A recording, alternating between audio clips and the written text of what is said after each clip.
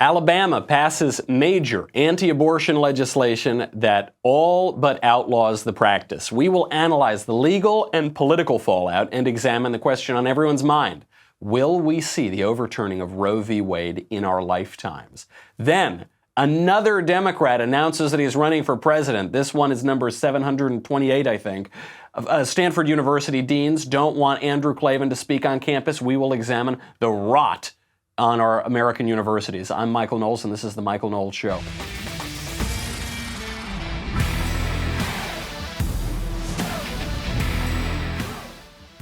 There is so much BS going around about this Alabama law today. I have read the law, I have read the analyses of the law, I have read the history of this law. We will separate fact from fiction. We've talked a lot recently about the ethical and moral questions of abortion, so we're going to focus on the legal and political consequences. This could be one of the most consequential moments in American law, in American history. We'll see the likelihood of that. But first, let's talk about something much more important than the total changing of American law, going back to foundational principles. Let's talk about how I look so good. I think that's more important. Dollar Shave Club has everything I need to look, feel, and smell my best. And what I love even more is the fact that I never have to go to a store because I am a millennial and I am very lazy and I never want to replace my toothpaste or my shaving cream or my razors or any of that. And thankfully I don't have to because DSC delivers everything I need right to my door. They also keep me fully stocked on what I use so I don't run out. So here's how it works. Dollar Shave Club has everything you need to get ready. No matter what you're getting ready for, they have you covered head to toe for your hair, your skin, your face. You can look just like this swarthy man of Sicilian descent right here. You name it, they have it. And they have a new program where they automatically keep you stocked up on the products that you actually use. You determine what you want, when you want it, and it shows up right at your door. Once a month, you can do it, or you can do it once every 6 months. I mean, it's anything in between.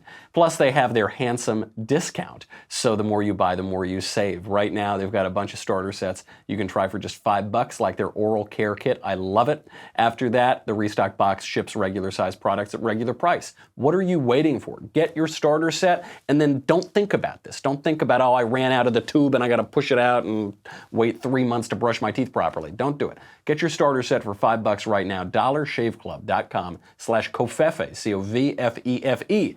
DollarShaveClub.com/Covfefe, C-O-V-F-E-F-E, and you will feel just as good every day as I do. Major legislation. I was thinking, we've talked a lot about abortion in the last week, but I think there's a reason that we've done it. This is the pro-life moment. We are at the pro-life moment, and so now we're past the ethical discussion. Now we're talking about the legal and political consequences of these laws. So this law in Alabama, it's called the Human Life Protection Act. The entire purpose of this law is to challenge Roe v. Wade. It's true, it will restrict abortion in Alabama. It will almost eliminate it. That's good. I actually don't think that's the primary purpose. The primary purpose is to pose a direct challenge to Roe v. Wade, which legalized abortion throughout the United States. Alabama Senator Clyde Chambliss opened up the debate on this by asking a series of questions that gets right down to the heart of Roe v. Wade. He asked, when is a person a person? When does a life become a life? I believe if we terminate the life of an unborn child, we are putting ourselves in God's place. Simple as that. When does a person become a person? When does a life become a life? This abortion law is being so misrepresented by the media and on social media. This is a landmark law. That's why. I mean, this does pose a real threat to Roe v. Wade. That's why. Just to begin, what does the law actually say? If you just read social media and the mainstream media, they'll tell you that this law is going to put women in jail for getting abortions. This law, no, it will not. This law explicitly does not punish women who get abortions. I'll say that again. This law very explicitly does not punish any woman who will get an abortion. Anybody telling you otherwise is lying. Here it is, right in the text of the law, Section 5, quote, "No woman upon whom an abortion is performed or attempted to be performed shall be criminally or civilly liable. Furthermore, No physician confirming the serious health risk to the child's mother shall be criminally or civilly liable for those actions. So even in the case of abortion providers, if there is a legitimate risk to the life of the mother, that doctor will not be held liable. Now, that doesn't mean a risk to the mental health of the mother. Doesn't mean a risk to the financial health of the mother. It means a serious risk to the life of the mother. If she has this child, she will die.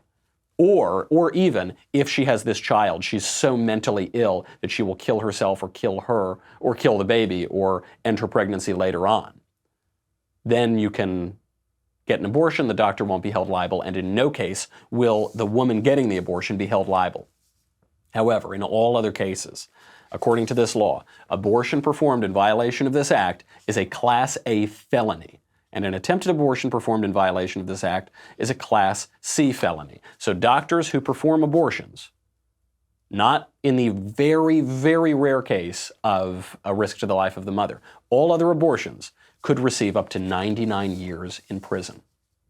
Now, the example that people are using on the internet now is they're saying, you're telling me that a doctor who performs an abortion will spend more time in prison than the rapist, incestuous person who rapes a 12-year-old girl and impregnates her. That's the meme that's going around. They're using all of those parts. The doctor goes to prison longer than the incest rapist of a 12-year-old girl. First of all, this is a very rich analogy coming from people who just in the last presidential election voted for a woman who literally defended the rapist of an actual 12-year-old girl in litigation, in a case. Hillary Clinton defended the rapist of a 12-year-old girl, even though she joked about how she knew he was guilty. We have it on tape that she joked about that she knew he was guilty. So that's okay. You can vote for the person who defended the rapist of a 12-year-old girl, but now you're going to demagogue on that issue to save 1 million babies per year. First of all, by the way, on the question of abortion, rape, incest, life of the mother, the three that the left always wants to talk about, make up less than 1% of abortions annually. And in the awful case of rape or incest, that's terrible. But what about the baby? If the logic of abortion is that the baby is not a baby, as that gentleman that I talked to in Philadelphia the other day said, a baby is not a baby. That's the logic of abortion. The logic of pro-life is a baby is a baby.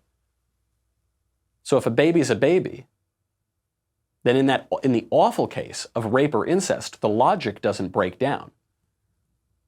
Now, I think we should kill the rapist. I think it's perfect. It would be perfectly fine to use capital punishment to kill all the rapists in the country. That's fine by me. It doesn't change the question of the baby. Also, they say that the doctor will be punished more than the rapist. Right, in our legal system, murder is considered a more serious crime than rape. So if abortion is morally equivalent to murder, then right, that's what will happen. That's what the law says, right. Now, the law goes further. The law, in the text of it, says, quote, it defines a person for homicide purposes to include an unborn child in utero at any stage of development, regardless of viability. And it was at this point, reading through the Alabama law, that I realized this is the opposite of the New York abortion law. That New York abortion law that was just passed, the Reproductive Health Act, goes so extreme in the other direction that it says you can kill a baby at any time up until the moment of birth. And it actually changes the penal law to say that if you kill a pregnant woman, it's no longer double murder, now it's only a single murder. And what this does is it defines a person for homicide purposes as including an unborn child. Now, of course, when the New York law passed, the mainstream media thought it was just fine and dandy. The Empire State Building was lit up pink, or the World Trade Center was lit up pink. There were celebrations. Oh, it was perfectly fine. This, of course, not. There's an interesting phenomenon that's going on right now that is even beyond the abortion question, which is that the liberal states are getting more liberal and the conservative states are getting more conservative. And specifically on this question of abortion, the pro-abortion states are becoming radically pro-abortion. Kill a baby while he's being born, kill a baby after he's been born, if you take the governor of Virginia at his word. That's on the one side. On the other side, babies are babies and you can't kill them regardless of the reason that you want to kill them. The irony here is that Roe v. Wade was supposed to stop this.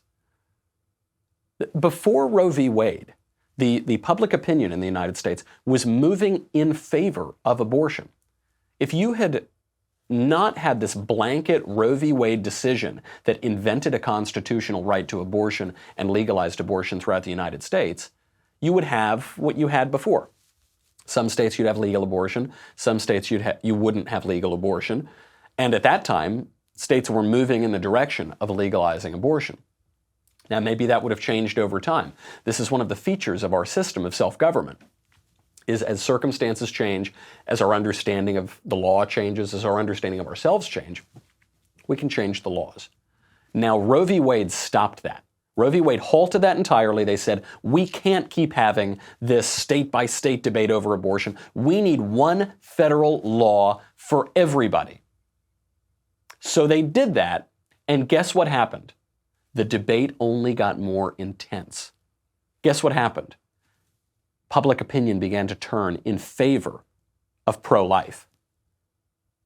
This is the case for federalism here.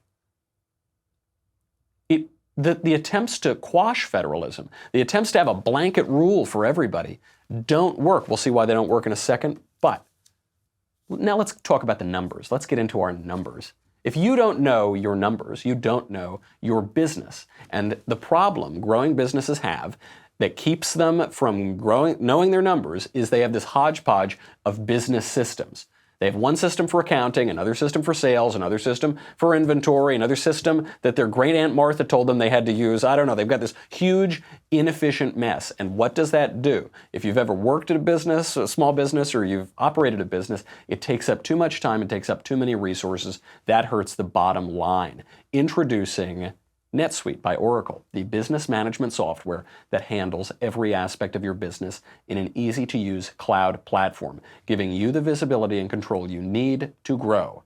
With NetSuite, you save time, money, and unneeded headaches by managing sales, finance, accounting, orders, HR instantly right from your desktop or phone. That is why NetSuite is the world's #1 cloud business system.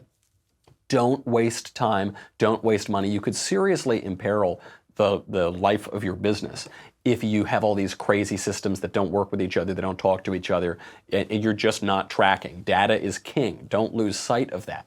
Right now, NetSuite is offering you valuable insights with a free guide, 7 key strategies to grow your profits at netsuite.com/Knowles, Knowles. netsuite.com/Knowles to download your free guide, 7 key strategies to grow your profits, netsuite.com/Knowles, Knowles.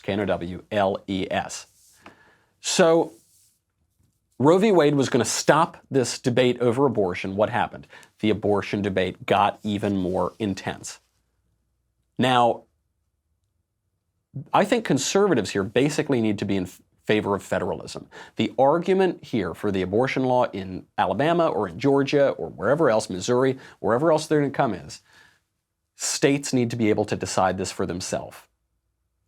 Roe v. Wade is a made-up, it creates a totally fictitious constitutional right. There should not be a blanket permit for abortion throughout the whole country. It doesn't make any sense. We need to support federalism. We need to support states' rights here. In no small part because the attempts to stop federalism, the attempts to stop the states from doing what they want, just don't work. New York is very different from Alabama. And I know that the Supreme Court really wants to make New York exactly like Alabama. They're not. They have different values in many cases. They have different cultures. They have different people. And they want to live differently. And you shouldn't force Alabama to live like New York. You shouldn't force New York to live like Alabama. And regardless of should or ought to or which side is more right, I'm just telling you as a fact, a historical fact, it doesn't work. It's so ridiculous to try to make New York into Alabama. It's just a fool's errand. It's never going to work. Now, by the way, the last time that we tried to quash federalism here, the last time that we faced a question like this was slavery. This was the last time we faced an intense moral question of the level, should we kill 1 million babies a year? And it's true. We solved that problem by the top down and by saying, no, there's going to be a blanket rule now for the entire country. Good thing that we did it. It did cost us 5 years of war and the deaths of 600,000 Americans. That's the stakes that we're talking about here. If you honestly think that we're going to go into a civil war, rip the country apart, and kill now much more than 600,000 Americans, okay, but that's the stakes. Otherwise, federalism does provide another option here on this question, at least for now. The bill then goes on. So it talks about, look, we're not going to punish women for getting abortions. We are going to punish doctors, except in this one case. Then the bill invokes explicit moral language. So the bill then invokes the Declaration of Independence, the Holocaust, the communist gulags, and genocides throughout history. This is very serious stuff. This is a bill that is meant to be read by the Supreme Court to challenge this question. They write, quote, "In the United States Declaration of Independence, the principle of natural law that all men are created equal was articulated. The self-evident truth found in natural law that all human beings are equal from creation was at least one of the bases for the anti-slavery movement, the women's suffrage movement, the Nuremberg war crimes trials, and the American civil rights movement. If those movements had not been able to appeal to the truth of universal human equality, they could not have been successful. It is estimated that 6 million Jewish people were murdered in German concentration camps during World War II. 3 million people were executed by Joseph Stalin's regime in Soviet gulags. 2.5 million people were murdered during the Chinese Great Leap Forward in 1958. 1.5 million to 3 million people were murdered by the Khmer Rouge in Cambodia during the 1970s, and approximately 1 million people were murdered during the Rwandan genocide in 1994. All of these are widely acknowledged to have been crimes against humanity. By comparison, more than 50 million babies have been aborted in the United States since the Roe decision in 1973. More than 3 times the number who were killed in German death camps, Chinese purges, Stalin's gulags, Cambodian killing fields, and the Rwandan genocide combined. This is not just a dry matter of the law for these Alabama legislators. They are putting this issue into stark relief. We talk about awful genocides throughout history. The numbers are unfathomable. 6 million, 3 million, 1.5 million, all these numbers. 50 to 60 million babies since Roe v. Wade. 50 to 60 million people who would be alive, who would have lived, who would have been born, who are not born. Just think about that. We're a country of 330 million people about. Imagine an extra 50 or 60 million of them. By the way, this is just since 1973. Virtually all of them would still be alive. Imagine how many more people we'd have. That's what this law is making explicitly clear. And that's what the law actually says. You can read it yourself. It's not a very long law. Fortunately, the Alabama legislators have some common sense on them, and they don't need to write 300-page laws like some of our federal legislators do in Washington. So you can read it. I encourage you to go read it, because you can tell on Twitter which pundits have read the law and which haven't read the law. You can tell very clearly because the law is explicit. And if someone is telling you it's going to punish women or something, it is not true. Now, the left largely has not read the law, so they're losing their mind on this. Here is the Democrat representative from Alabama, Bobby Singleton, who's trying to stop this bill before it's passed.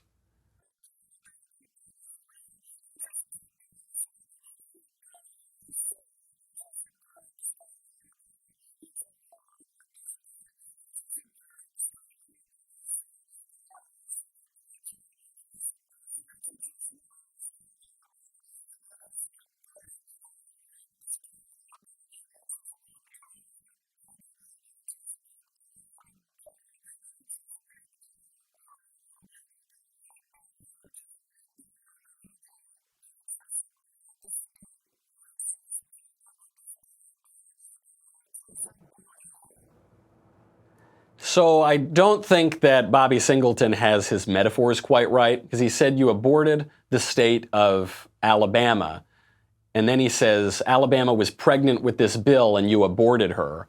But if it was the abortion, it would be that someone else was pregnant with the state of Alabama, right? It would be, or if they rejected the bill, they would have aborted the bill.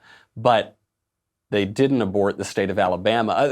Look, this is obviously not the brightest bulb in the pack, but something worth noting here is this guy's entire diatribe is, you've aborted the state of Alabama. You've committed an abortion on the state of Alabama. What he's implying here is that abortion is a very bad thing, right? He's actually, in his rhetoric, he's undercutting his entire argument. Because what he's trying to say is that abortion is really good and we should protect abortion. And the way he's doing that is saying, you guys have just done something so bad, so indefensibly bad, that you've committed an abortion by outlawing abortion. Okay, maybe he should have thought that one through or given it to a staffer or somebody to read beforehand. Other people, media figures, are up in arms about this. John Fugelsang, who is a left-wing comedian and radio host, he tweeted out, quote, Alabama rapists thank the state GOP for finally giving every one of them the option to pick the mother of their next child. Okay, again, the case of rape accounts for virtually no abortions per year, far less than 1% per year in the case of rape. And also, I mean, just what he's saying is not true. There are 36 couples for every one baby who is given up for adoption, who want to adopt that baby. So no, the rapist does not get to pick the mother of his next child, because that baby can be given up for adoption, and there are many, many, many people in this country who want to adopt that baby. Amnesty International, sort of ironically named organization, just tweeted out, quote, abortion bans like the one passed in Alabama are a violation of human rights. These bans will be deadly. They will endanger pregnant people's lives. We must not go back. So abortion bans are a violation of human rights. Killing 1 million babies a year, not a violation of human rights. Abortion bans, violation of human rights. The bans will be deadly. So this law that they just passed, not deadly, or that the law is deadly. Killing 1 million babies a year, not deadly. It will endanger people's lives. Well, it actually says it will endanger pregnant people's lives. There's just no justification for that at all. This is based on a lie that came out of the pro-abortion movement. They said that before Roe v. Wade, 5,000 to 10,000 women per year were killed from illegal abortions. That is completely made up. The guy who invented that number, Dr. Bernard Nathanson, who was one of the founders of NARAL, the pro-abortion organization, he has admitted in later years, after he became a pro-life advocate, that the number was plucked out of thin air to just be useful propaganda. We actually know how many women were killed the year before Roe v. Wade from illegal abortions. It's not 10,000, it's not 5,000, it's 39 people. 39 people killed from illegal abortions that year. 24 women killed from legal abortions that year. And then even more, when you factor in how many states abortion was legal in and how many states it was illegal in, you find out that the likelihood of dying from an illegal abortion that year was exactly the same as the likelihood of dying from a legal abortion. There was no difference whatsoever. And virtually no women, a very, very small number of women, actually died from either of them. So it won't endanger pregnant people's lives at all. That's just a total lie. The only thing endangering people's lives is abortion, which again, kills 1 million babies a year. So what does this mean for Roe? What does this law mean for the landmark decision? I don't think that this law is going to lead to the overturning of Roe v. Wade. I don't think, I really wish it would. I do not think that the Supreme Court is going to overturn Roe v. Wade. I will tell you why in a second, but first we got to go to dailywire.com. And so much more to get to. And we have this new Democrat in the race, and he launched his campaign, unfortunately, with one of the most cringe-inducing videos of the entire race, which is really saying something. Then poor Andrew Klavan, our buddy, is being accosted by the administration of Stanford University. We'll get to the heart of what's going on there. And also, did you hear that? Did you hear, it sounds like bells chiming or birds singing. And that's because it's almost time for our next episode of The Conversation featuring little old me. I will give you pearls of wisdom. Tomorrow at 7 p.m. Eastern, 4 p.m. Pacific, I will be taking all of your questions, every query that has burned in your hearts. I will answer them live on the air. Plus, Elisha Krauss will also be there. So, that'll be nice. As always, this episode will be free for everyone to watch on Facebook and YouTube, but only subscribers can ask the questions. Once again, subscribe to get your questions answered by me tomorrow, 7 p.m. Eastern, 4 p.m. Pacific, and join the conversation. You get everything. Most importantly, you get the Leftist Tears tumbler. You're going to need that because of this abortion law, because we're not going to keep killing all those babies every year in Alabama. Drink up. The left is furious. We'll see you in a few seconds.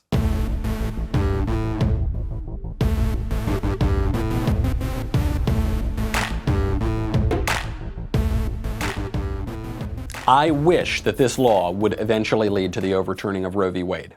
I don't think it's going to. Why? So Roe v. Wade, for those of you who don't know, is the landmark Supreme Court decision in the 1970s which legalized abortion throughout the country. How did it do it? It justified this abortion right in the Constitution under the general right to privacy. So this is what the court found from Roe v. Wade. Quote, "This right to privacy, whether it be founded in the 14th Amendment's concept of personal liberty and restrictions upon state action, as we feel it is, or in the 9th Amendment's reservation of rights to the people, is broad enough to encompass a woman's decision whether or not to terminate her pregnancy. We need not resolve the difficult issue of when life begins. When those trained in the respective disciplines of medicine, philosophy, and theology are unable to arrive at any consensus, the judiciary, in this point in the development of man's knowledge, is not in a position to speculate as to the answer." This is really rich coming from this Supreme Court, because on the one hand they're saying, we're going to invent a new constitutional right. And where is it? I mean, we can't really find it, but I don't know, it's in the 14th Amendment or the 9th Amendment. I don't know, it's in one of those amendments, right, somewhere. So they say that on the one hand, and then they say, when does life begin? Gosh, we could never know that. We would never presume to tell you when life begins. Well, you just presume to invent a completely new right in the Constitution. So, I don't know, I figured you could answer the simplest question ever. Let me give you a little biology lesson, Supreme Court. When mommy and daddy love each other very much, and then the sperm and an egg meet, and the sperm fertilizes the egg, that's when life begins. Meets every scientific definition of life. And it's obviously the case. They won't answer that one. So they say that there's this right, in the 14th or the 9th or whatever.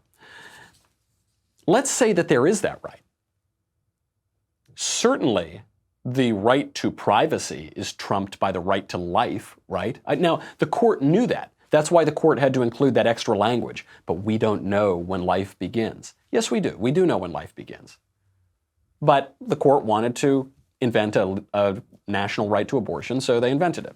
Now, there was a great dissent from Justice Byron White here. Byron White was not mincing words. He wrote, quote, "I find nothing in the language or history of the Constitution to support the court's judgment.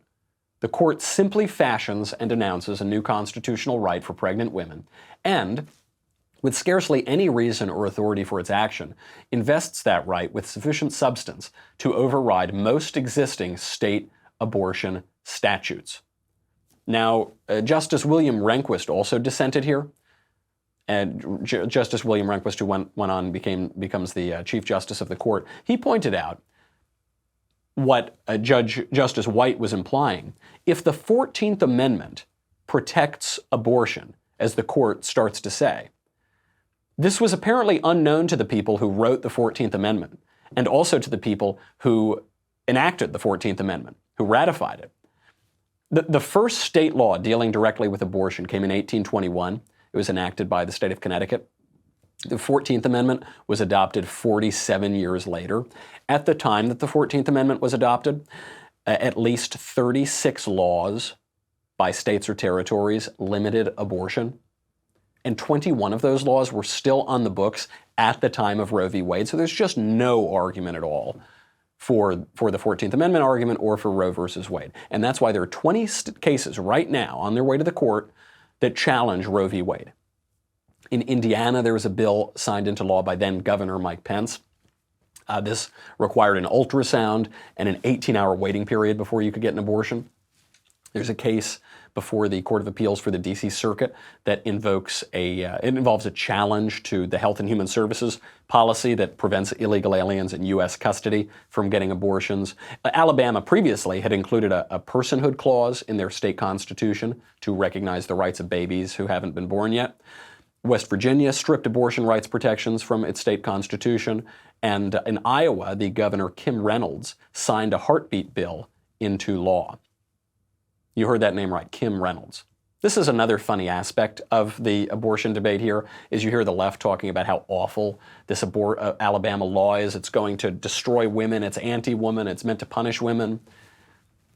I can't wait for those left-wingers to find out that the governor of Alabama is a woman. Nobody seems to know this. The governor of Alabama is a woman. The woman who is going to sign this law into effect is, in fact, a woman. Now, don't get too excited, because everyone's thinking, now's the time. The pro-life movement has momentum. We can do it. We've got rallies. We've got laws. We've got state legislators. We've got everything, right? Trump is in office. We've got a bunch of good judges. We have 2 new judges on the Supreme Court. We have a conservative court, right? Doesn't matter. I don't think we're going to overturn Roe v. Wade. Republican appointees on the court disappoint their parties and their presidents all the time, and specifically on this issue. We've already seen this happen before. We saw this happen in 1992 in Planned Parenthood v. Casey. This was a case regarding the constitutionality of Pennsylvania restrictions on abortion. And remember, 1992, we're coming just out of the Bush era. We're coming, before that, just out of the Reagan era, the Reagan Revolution. We're at the height of conservatism at that time. Years of Reagan and Bush appointees on the courts. And what happened? The court upheld, quote, matters involving the most intimate and personal choices a person may make in a lifetime, choices central to personal dignity and autonomy, are central to the liberty protected by the 14th Amendment. The court upheld the right to an abortion. It permitted some exceptions and restrictions, gave time periods when you could have restrictions for some reason. I don't know. I don't think the drafters of the 14th Amendment said you can only have abortions before 25 weeks or something. But they just invented that because if you start with a bad decision, then the only way to uphold it is to write more bad decisions. If you start with a mess, you're going to keep the mess going. And so they